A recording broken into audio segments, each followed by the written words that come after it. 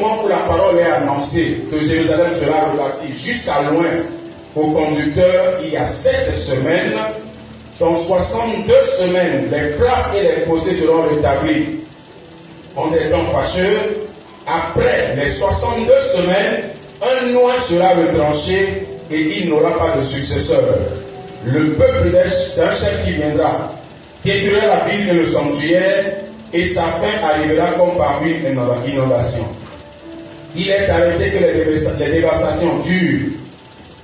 Il est arrêté que les dévastations dureront jusqu'au terme de la guerre. Amen. Amen. Donc ici, prophète Daniel, qui était l'un des captifs du royaume de Juda. L'histoire nous apprend qu'il y avait le royaume d'Israël, mais par la suite, il y a eu une division du royaume. Il y avait le royaume d'Israël appelé le royaume du Nord et le royaume de Juda appelé le royaume du Sud. Quelques années après, le royaume d'Israël a été détruit par les Assyriens. Et il ne restait que le royaume de Juda. Le royaume de Juda était le royaume dans lequel il y avait les Lévites. C'est le royaume où il y avait l'adoration. Mais le royaume d'Israël, il n'y avait pas l'adoration de Dieu. Alors, ce royaume de Juda aussi va connaître la captivité. Mais pour ce royaume, il y avait de l'espérance. Il y avait l'espérance parce que dans ce royaume, il y avait encore des gens qui adoraient Dieu.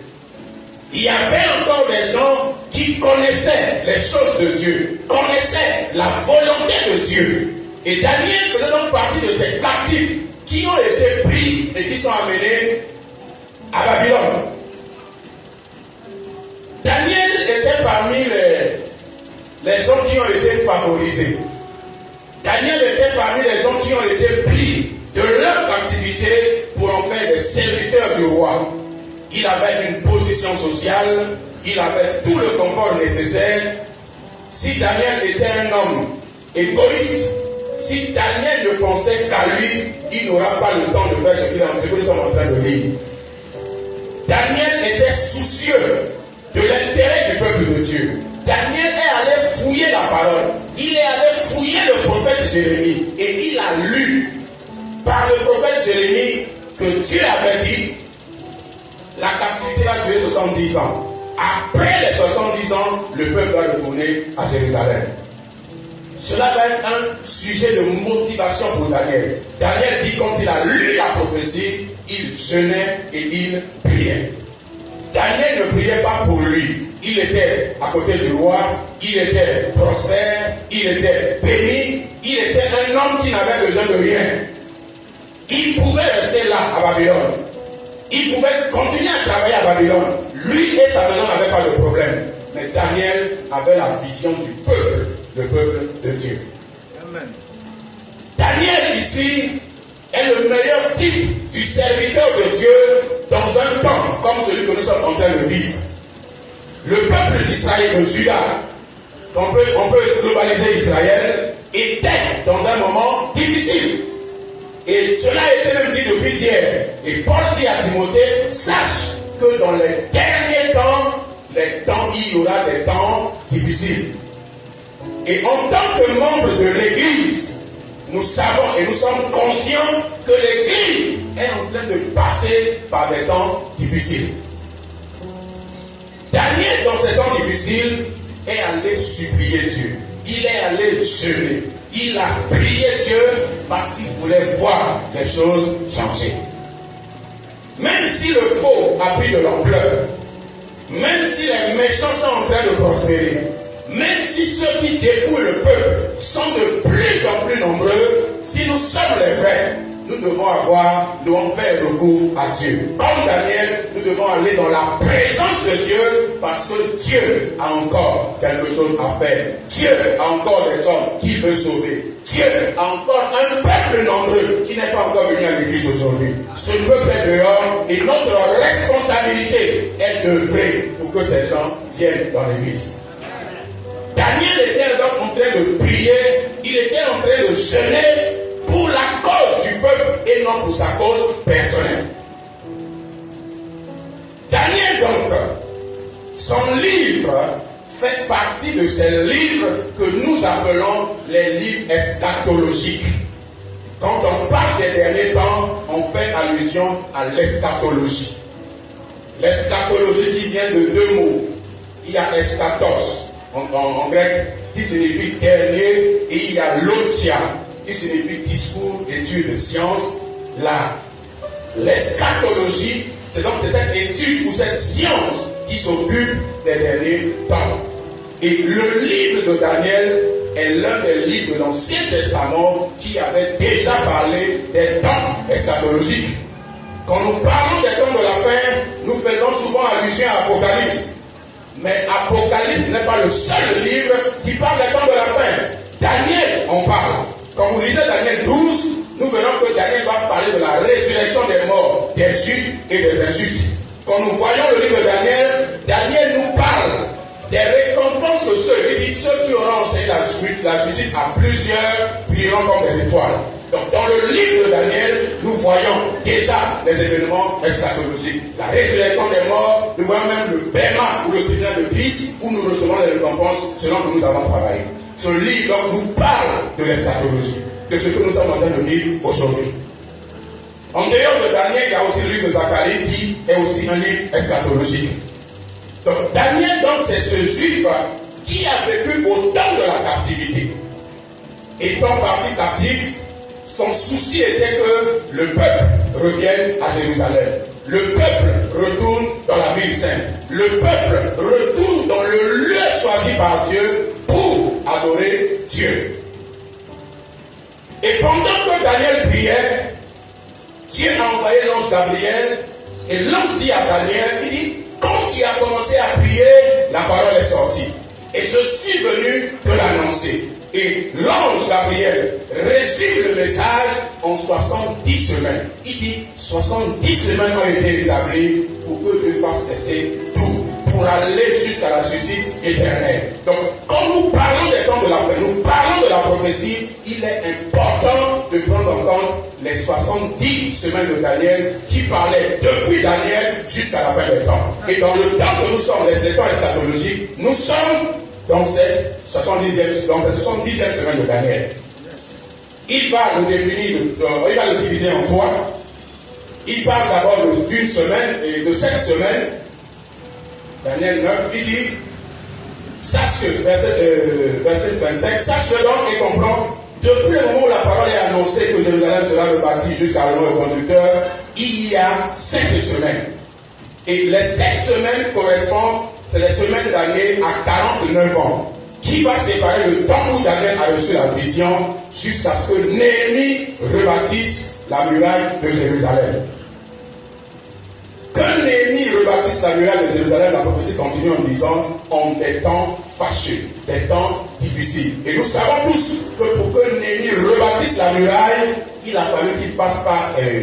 Il a fait face à des Sambala, des Tobija, des Geshem, des Ammonites, Moabites, des Arabes même, qui s'y étaient opposés. Mais avant Néhémie, il y avait Zorobabel. Donc après la captivité, il y a eu un temps de restauration. Et cette restauration a commencé par Zorobabel, qui étaient les premiers qui sont retournés à Jérusalem pour rebâtir le temple. Et ensuite, Néhémie reviendra pour rebâtir la muraille. Puis Esdras viendra ainsi pour établir la loi et la Lévite dans leur service. Donc la prophétie, la première partie, s'est accomplie. Littéralement, s'est accomplie lorsque Néhémie a fait de rebâtir la muraille. Ensuite, il parle de 62 semaines. Et il dit, au bout des 62 semaines, donc ce sera la fin de la 69e semaine, il dit qu'un loin sera retranché. Mais ce loin n'aura pas de successeur. Et loin dont il parle, c'est Jésus. Jésus est venu comme loin de Dieu. C'est pourquoi on l'appelait Messie ou Christ. Messie de l'hébreu, Massia ou Messia, qui veut dire loin, et en hébreu, en grec, Christos, qui veut dire Christ, qui veut dire point. Loin est venu, il a été retranché et ce point n'a pas eu de successeur jusqu'à ce jour où nous parlons. Donc théoriquement, à la 69e semaine, qui correspondait à la crucifixion de Jésus, nous devions entrer dans la 70e semaine et dernière semaine pour que Dieu puisse nous bâtir toutes choses.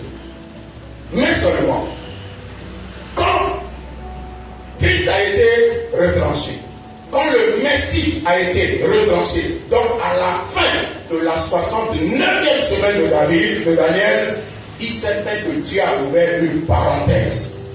Parce que le temps dans lequel nous vivons n'est pas le temps selon la prophétie. Le temps dans lequel nous vivons est une parenthèse que Dieu a ouvert à la fin de la 69e semaine. Cette parenthèse va se refermer quand l'église sera enlevée et la prophétie va continuer son cours. Bien-aimés dans le Seigneur, donc si nous sommes de l'église, si nous sommes dans l'église et serviteurs de Dieu dans l'église, il est important pour nous de connaître dans quel temps nous sommes. Il y a beaucoup de gens qui sont serviteurs de Dieu, mais qui ne comprennent pas le sacerdoce. Il y a des gens qui pensent, qui croient. Ce qui donnait aux Lévites la légitimité, c'était la loi. Les Lévites étaient serviteurs de Dieu à cause de la loi. Tout ce qu'ils faisaient, tout ce qu'ils disaient était fondé sur la loi. Mais nous ne sommes pas serviteurs de Dieu à cause de la loi. Nous sommes serviteurs de Dieu parce que Christ a bâti l'Église. Christ a établi une entité qu'on appelle l'Église et il nous a établis comme serviteurs. C'est pourquoi les règles du sacerdoce en tant que serviteurs de Dieu dans l'Église sont différentes des règles du sacerdoce des Lévites dans le temple. Si nous ne le comprenons pas, nous allons mélanger les sacerdoces. Le sacerdoce a changé. Nous sommes sous un nouveau sacerdoce différent de celui des Lévites. Si les Lévites s'appuyaient sur la loi, nous appuyons sur Christ. Christ qui dit, je bâtirai mon église et les portes du séjour des morts ne prévaudront pas contre elle. Quelqu'un avec moi, il me dit Amen. Amen.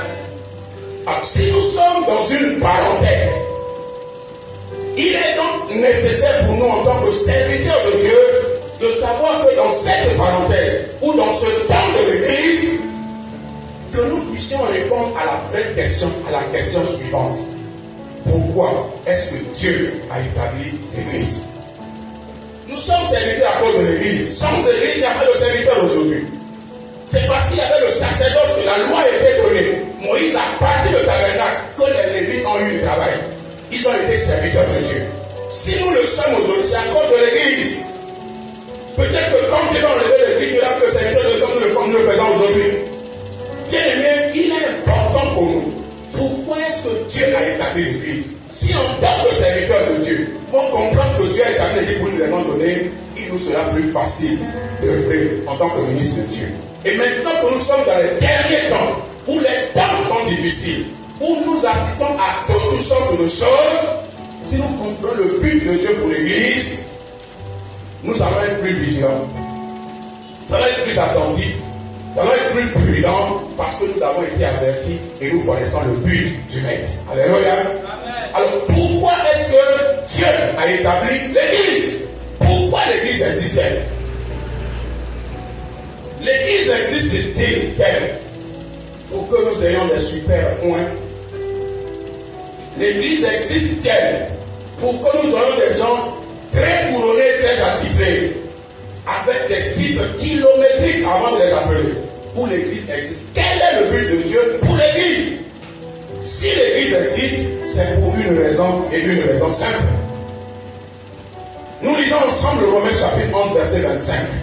Pourquoi de l'église? Et c'est même le but de la grâce aussi. Romains chapitre 11, le verset 25. Romains 11, verset 25. Car je ne veux pas, frère, que vous ignoriez ce mystère, afin que vous ne vous regardiez point comme sages. C'est qu'une partie d'Israël est tombée dans l'endurcissement, jusqu'à ce que la totalité des païens soit entrée. Alléluia. Quelqu'un avec moi? Et ainsi, tout Israël sera sauvé. Paul est formel. Si aujourd'hui il y a l'église, La vraie raison est que Dieu a permis qu'une partie d'Israël soit endurcie. Qu'Israël rejette le Messie pour que la totalité des païens soit sauvée. Le but de l'Église, c'est que les païens puissent avoir part à la même bénédiction qu'Israël. Le but de Dieu est que par l'Église, Dieu va sauver les païens, et quand il aura fini de sauver les païens, il va ramener le salut en Israël. Donc si l'Église existe, c'est pour que les païens soient sauvés. Le but de l'Église, c'est le salut des âmes. L'Église n'est pas venue pour faire des riches, des grands, des puissants. L'Église est là pour que les âmes soient sauvées. L'Église est là pour que la bonne nouvelle puisse atteindre les extrémités de la terre. L'Église est là comme canal pour Dieu. Dieu qui s'était choisi un peuple d'Israël. Dieu qui a un plan. Ce Dieu ne puisse pas être un Dieu injuste qui n'a sauvé que les Juifs et a laissé les nations. Pour sauver les nations, Dieu a ouvert une parenthèse que nous appelons Église. Et dans cette parenthèse, Dieu est en train de sauver les païens. Quand la totalité seront sauvés, Dieu refermera la parenthèse et le salut retournera en Israël. Amen. Alors si nous sommes serviteurs de Dieu en ce temps de la fin, serviteurs de Dieu dans cette parenthèse, nous devons comprendre que notre mission première, notre mission principale, c'est que les âmes soient sauvées. Si nous avons un ministère et notre priorité n'est pas de saluer les âmes, nous devons nous poser la question: qui nous a appelés? Celui qui nous a appelés. Jésus dit: le Fils de l'homme est venu pour chercher, sauver ce qui était perdu. Si le Maître dit que sa mission, c'est de chercher et de sauver ceux qui sont perdus, et que nous sommes à son service, nous ne cherchons pas ce qui était perdu. Nous ne recherchons pas le salut, mais nous faisons autre chose. Bien aimés, posons-nous la vraie question: est-ce que nous sommes en train de faire ce pourquoi Dieu nous a appelés? Le Maître nous a appelés pour que les âmes soient sauvées. C'est pourquoi le message de Jésus, l'évangile de Jésus, était un évangile cohérent. Jésus a prêché le même évangile, même après sa résurrection, c'est encore le même évangile qui a été prêché. Quelqu'un avec moi ce matin? Amen. Matthieu 4, 17, la Bible dit: dès ce moment, Jésus commençait à prêcher et à dire: répentez-vous, car le royaume des cieux est proche. Jésus n'a pas prêché deux messages. Il a enseigné beaucoup de choses, mais il a prêché un évangile et un seul. L'évangile de Jésus était que le peuple devait se repentir. Ce même Jésus, après sa résurrection, il est apparu à Jean. Là, l'église, quand Jésus prêchait dans Matthieu 14, 4, 17, l'église n'était pas encore manifestée. Jésus a dit: je bâtirai mon église. L'église n'était pas encore visible. Elle était peut-être dans le secret, dans le dessein de Dieu, mais elle n'était pas encore manifeste. Quelqu'un peut dire que Jésus a vécu au temps de la loi. Il a peut-être raison. Jésus a fait une transition entre la loi et la grâce. Il a peut-être raison. Mais au temps de la grâce, au temps de l'église, Jésus va revenir pour parler aux églises. Il va dire à Jean: écris des lettres pour cette église de l'Asie mineure. Je prends l'échantillon d'une église, parce que le même message est dans plusieurs lettres. Lisez avec moi Apocalypse. Apocalypse chapitre 22. Apocalypse chapitre 2. Quand nous lisons Apocalypse, le livre est simple. Chapitre 1. Jean parle des choses qu'il a vues. Il a vu le Fils de Dieu, il a vu quelqu'un que son père Fils, il a vu Jésus, lui de cette chandelier. Il vient au chapitre 2 en commençant à parler des choses qui sont les choses de l'église. Et Jésus vient et dit à l'église d'Éphèse.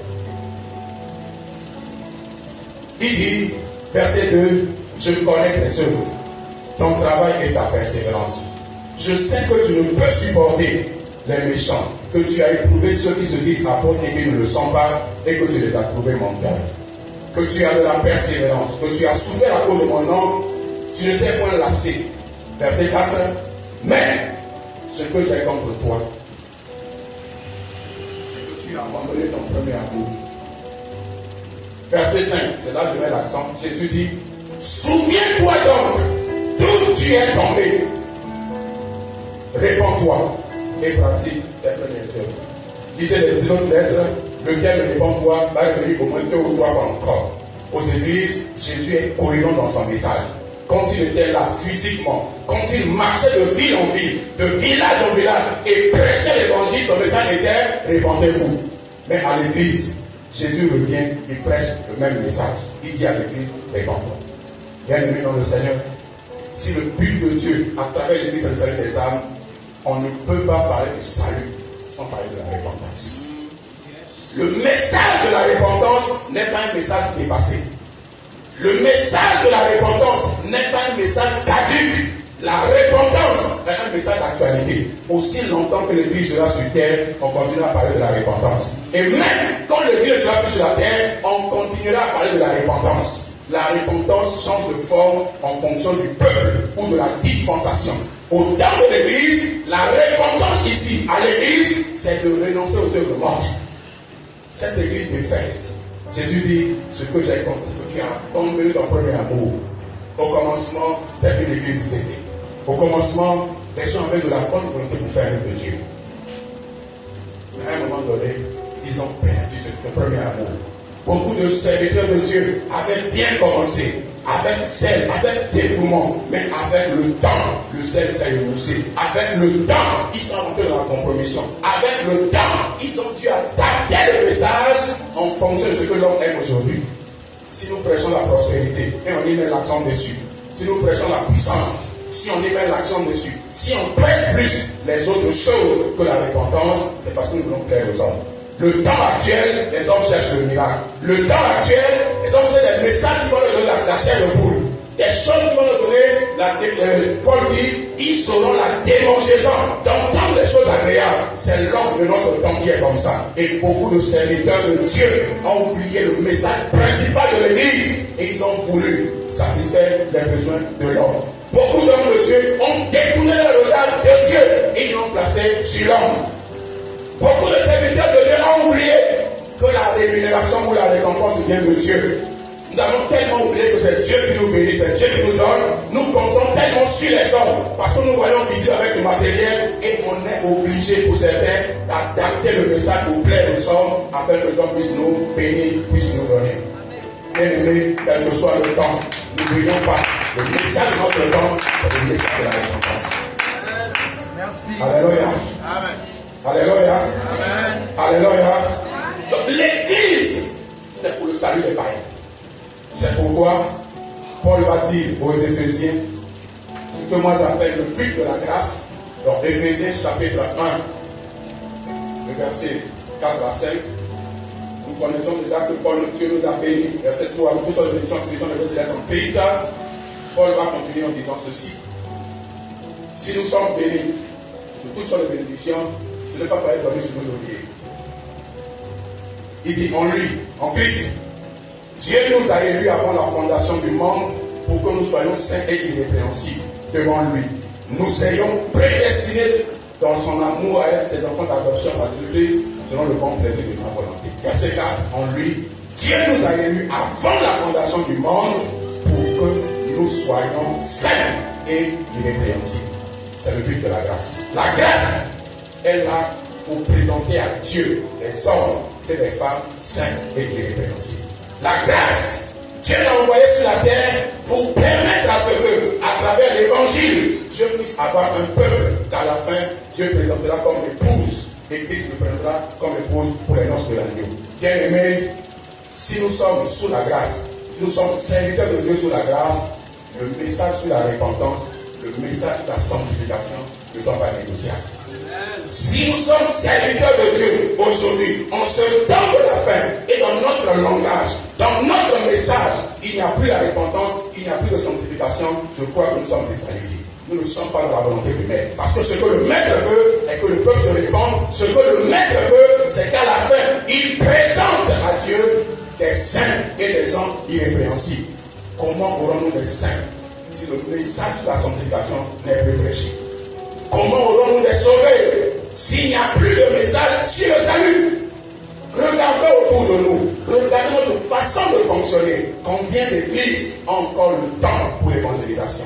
Combien d'églises recherchent encore les âmes perdues? Combien d'églises ont encore des programmes dans le but flammes de feu. Grande fête de célébration. Culte où on veut changer de titre. Culte de consécration, de quoi il y a tellement de noms. Et il y a ce qu'on y met comme argent, c'est des sommes faramineuses. On met très peu ou presque rien dans le salut des âmes, mais on met beaucoup dans les choses pour le plaisir de l'homme, pour le plaisir de la chair. Église, Dieu nous appelle ce matin. Église, Dieu nous rappelle notre mission première. Église, le confort apparent que nous avons n'est pas la fin. Même les apôtres de Jésus, le confort apparent de l'église de Jérusalem où la croissance était exponentielle, on n'est rien. Les hommes qui étaient environ 120 sont devenus des milliers et chacun d'eux apportait ses biens, venait mettre au pied des apôtres. Une église qui a connu une croissance extraordinaire en très peu de temps. Croissance spirituelle, croissance numérique et même croissance financière. Les apôtres étaient dans ce confort, ils ont oublié l'ordre du maître. Le maître a dit, allez, faites de toutes les nations ici. Et quand ils sont assis à Jérusalem, avec le confort qu'ils avaient à Jérusalem, ils se sont arrêtés là, ils n'ont plus continué. Il a fallu que le Seigneur permette qu'il y ait la persécution pour que l'Église puisse se disperser, pour que l'œuvre du maître soit accomplie. C'est à cause de la difficulté qu'il y avait à Jérusalem, à cause de la persécution, la Bible dit que plusieurs des disciples s'en allaient dans les villes pour prêcher. C'est alors que Philippe l'évangéliste, on a su qu'il était évangéliste, sinon il était déjà chrétien de Jérusalem. Dans le confort, assis, tranquille, peinard, on mange bien, il y a l'argent, il y a bonne offrande, on prie à miracle. Ils étaient dans ce confort-là. Dieu a amené la persécution et Philippe est allé, il est sorti, on l'a distingué comme étant évangéliste. Bien aimé dans le Seigneur, il y a beaucoup de serviteurs de Dieu qui dorment. Des serviteurs potentiels qui sont assis en train de chauffer les chaises parce qu'on ne les envoie pas. On les a laissés dans un confort. Bien aimé, l'évangile n'est pas confortable. Jésus n'a pas vécu dans un confort pour dire j'ai gagné, j'ai fini, asseyons-nous, mangeons, buvons, réjouissons-nous. Non, Jésus était un homme de terrain. Il allait de lieu en lieu, ville en ville, village en village, et il prêchait la bonne nouvelle. C'était la priorité de Jésus. Quelle est notre priorité, Église, aujourd'hui? Quelles sont nos priorités, nos projets? Quand l'année commence, 2022, voici notre projet. 2023, voici notre projet. Dans vos projets, dans nos projets, quelle est la place qu'occupe la rubrique Salut des âmes? Quel est le montant alloué pour les programmes d'évangélisation? Voyons, nous comprenons que nous sommes en train de nous éloigner peu à peu et dangereusement de l'ordre du Seigneur. Jésus a établi l'église pour sauver les âmes. Et dans l'église, on prêche le salut. Dans l'église, on prêche la repentance. Ce sont les messages principaux. Et quand nous parlons la Bible, aujourd'hui, il y a tellement d'enseignements qui circulent. On a donné la grâce que la grâce n'est pas. Aujourd'hui, la grâce est devenue pour certains la liberté de tout faire. La grâce est en train de devenir le libertinage. Nous sommes sous la grâce. Une fois sauvés pour toujours. Les gens vivent leur vie comme bon leur semble. Nous avons des mondains, des gros païens qui s'asseyent dans l'église et qui ont même des gros titres, des gros postes dans l'église. Il y a des gens zélés, il y a des gens qui sont remplis du Saint-Esprit à qui on ne donne pas la charge. On donne la charge à des païens qui sont en train de gérer nos églises. Bien aimés, retournons à la vie.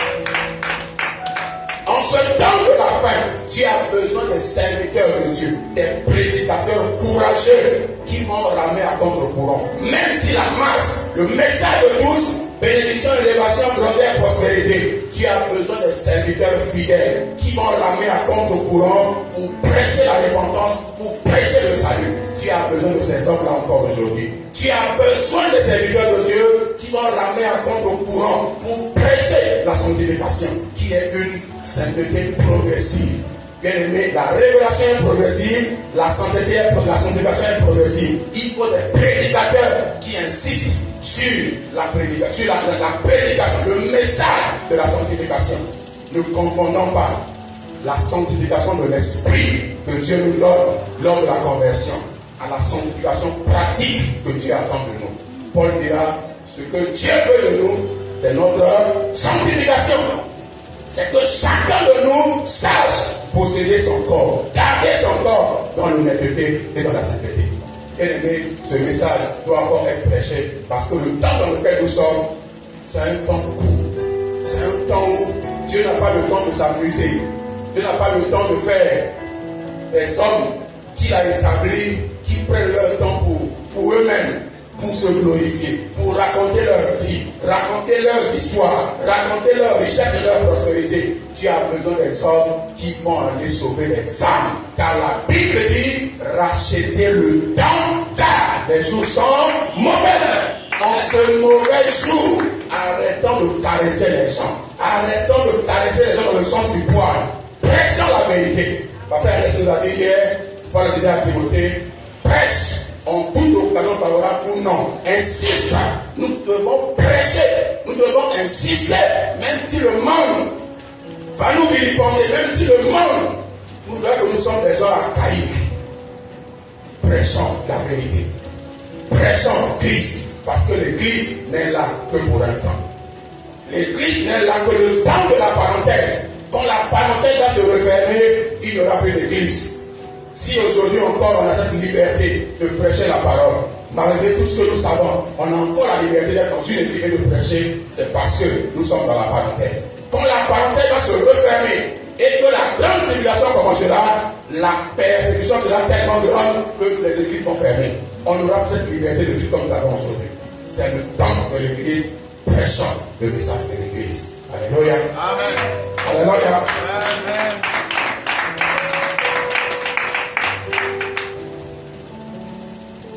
Donc le but de la grâce, comme je l'ai dit, que les païens se fassent un avec les juifs, donc le salut des païens.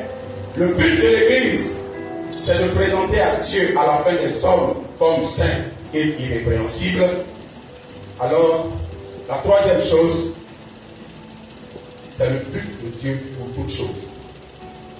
Dans ce temps de la fin, si nous connaissons la volonté de Dieu qui est de prêcher la repentance et la sanctification, nous devons aussi comprendre le but de Dieu pour toutes choses. La Bible dit, l'Éternel Dieu a fait toutes choses pour un but. Dieu a établi les ministères pour un but. Éphésiens 4, 11, 12 nous dit, apôtre, docteur, jusqu'à dit, pour l'œuvre du ministère, pour le perfectionnement des saints. Si nous sommes établis comme ministres de Dieu, c'est pour le perfectionnement des saints.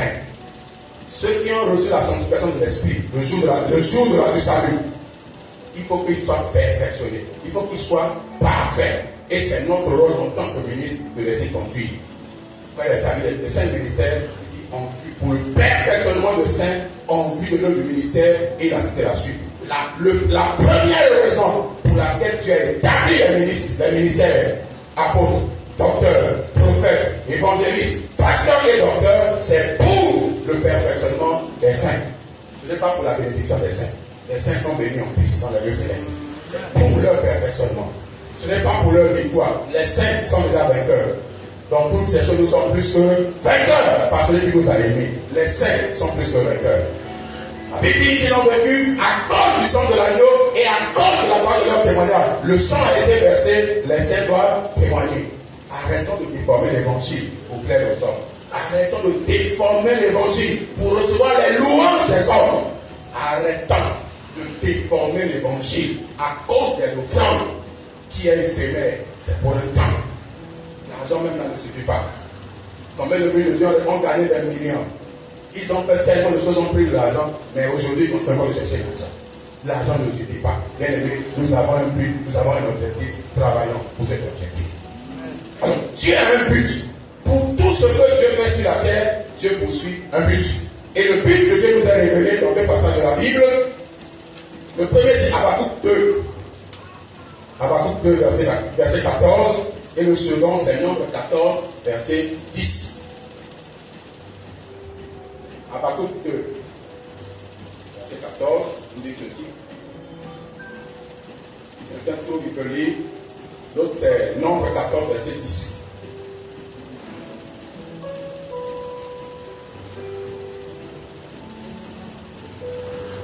Habakkuk 2, verset 14, la Bible dit, car la terre sera remplie de la connaissance de la gloire de l'Éternel, comme le fond de la mer par les eaux qui la couvrent. Le but de Dieu pour toutes choses, c'est sa gloire. Dieu ne fait pas des choses pour nous plaire. Dieu ne fait pas des choses pour montrer aux hommes que nous sommes des super moins, des hommes appelés. Dieu ne fait pas des choses pour que nous puissions nous enorgueillir. Tout ce que Dieu fait sur la terre, le but de sa gloire. Bien aimé, c'est pourquoi nous aussi, en tant que serviteurs de Dieu, la question que nous devons nous poser, ce que je suis en train de faire, le ministère que j'accomplis, c'est pour la gloire de qui? Si c'est pour ta propre gloire, nous ne sommes pas dans le but de Dieu. Si c'est pour plaire aux hommes, nous ne sommes pas dans le but de Dieu. Mais si ce que nous faisons, le ministère que nous exerçons, c'est pour la gloire de Dieu, nous comprenons que nous sommes dans la volonté de Dieu. Dieu ne fait pas des choses pour plaire aux hommes. Dieu ne fait pas des miracles pour montrer aux hommes que nous sommes des serviteurs de Dieu. Les miracles sont la preuve que l'évangile est vrai. Les miracles sont la preuve que tout ce que Dieu a dit est vrai. Si Dieu dit qu'il y a un temps qui arrive où il y aura la résurrection des morts, des justes et des injustes, d'autres iront au ciel, d'autres iront en enfer. Quand Dieu dit dans l'évangile que les hommes doivent se repentir et que les hommes ne comprennent pas, Dieu a bien donné la preuve vivante aux hommes à travers les miracles, les signes et les prodiges que sa parole est vraie. Ce n'est pas parce que je fais les miracles que je suis un vrai. Parce que je fais les miracles que je suis un homme super moins. C'est que par la grâce que je peux faire les miracles. Quand nous pensons que les miracles sont le fruit de notre travail, c'est mon onction, c'est ma vision, c'est mon ministère. Oui, Dieu t'a appelé. Dieu t'a donné une vision, mais sache qu'au-dessus de toi et de ta vision de ton onction, il y a Dieu qui est au ciel. Amen. Sans Dieu, qui sommes-nous? C'est lui qui nous a appelés. Les dons, l'équipement, c'est Dieu qui nous l'a donné. Mais quand nous oublions Dieu et nous pensons que le ministère c'est pour nous-mêmes, bien aimés, nous sommes vraiment en danger. Et serviteurs de Dieu, en ce temps de la fin, le piège qui nous guette, c'est de vouloir faire les choses pour impressionner les hommes, pour montrer aux hommes que nous sommes grands. Et le danger qui est là aujourd'hui, c'est que certains d'entre nous se sont fait appeler grands et ont appelé les autres petits. Quand quelqu'un se lève pour dire qu'il est un grand serviteur de Dieu, un grand homme de Dieu, quand il y a des grands, il doit y avoir des petits. Qui sommes-nous? Qui es-tu? Même si tu n'as pas des autres qui sont petits, mais en te disant grand, tu es en train de comparer à d'autres en disant qu'ils sont plus petits que toi. Qui es-tu pour appeler un serviteur de Dieu petit? Dieu n'a appelé que des serviteurs. Jésus, le plus grand de tous, la Bible dit qu'il a pris la forme de serviteur. Il n'avait pas le titre de pompeux, d'enfant. Il n'avait rien pour attirer les regards. Jésus, il savait qu'il devait faire la volonté de Dieu. Jésus savait qu'il faisait les choses non pour lui, mais pour la gloire de Dieu. Quand Satan me dit, si tu es fils de Dieu, à la place de Jésus, beaucoup de certains diront, je suis loin de Dieu. Et parce que je suis loin, que quelque chose se produise. Bien aimé, Dieu ne fait pas les choses de ton onction. Il fait les choses pour sa gloire. Amen. Dieu fait les choses pour sa gloire. Et nombre 14.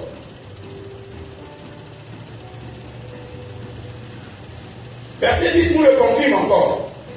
Nombre 14, verset 10.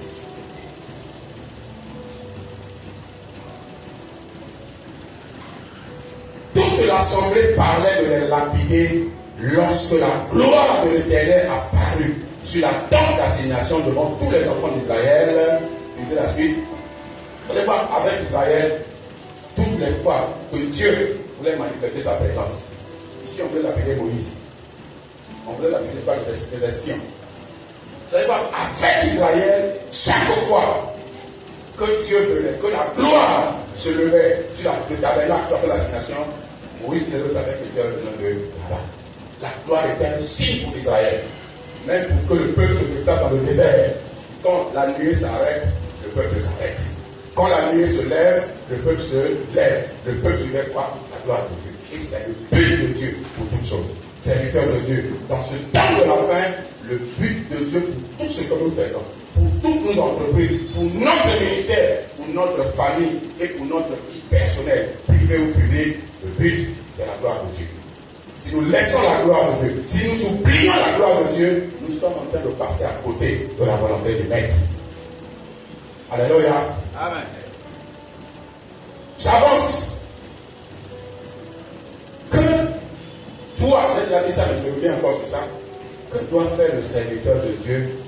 Donc, je parlais du message du temps de la fin, n'est pas de la repentance. et de la sanctification. Je viens maintenant à parler de ce que doit faire le serviteur de Dieu en ce temps, le temps dans lequel nous sommes. Nous sommes dans les derniers temps, nous sommes dans la parenthèse entre la 69e et la 70e semaine de Daniel.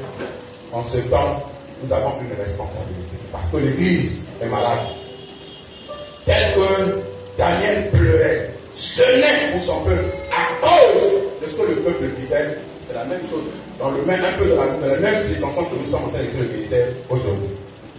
Aujourd'hui, parler du pasteur, il y a des gens qui entendent le nom pasteur, ils ont la nausée. Parce qu'ils ont tellement été déçus par les serviteurs de Dieu que quand vous vous présentez à lui, tant qu'il ne vous connaît pas, je ne sais pas, connaît qui vous êtes, il vous prend avec réticence parce que pour beaucoup de gens, les pasteurs sont des bandits. Nous sommes dans un temps fâcheux. Nous sommes dans un temps difficile. Donc, que devons-nous faire en tant que serviteurs de Dieu? La première chose, faire comme Daniel. Daniel a supplié Dieu. Daniel a jeûné pour le peuple. La vraie question ce soir, ce matin encore, nos jeûnes, nos prières, c'est pourquoi? Serviteurs de Dieu, nos retraites de tous les jours, nos temps de prière, nos temps de jeûne, 30 minutes, 40 jours de jeûne, 70 jours de jeûne, le but c'est quoi? Pour beaucoup d'entre nous, le but, Seigneur, que l'onction augmente. Utilise-moi puissamment. Qui est si miracle et prodige. Seigneur, fais que je sache que je suis un homme de Dieu. Je suis appelé. Seigneur, donne-moi une grande église. 1000 fidèles, 2000 fidèles. Seigneur, donne-moi une église bien bâtie.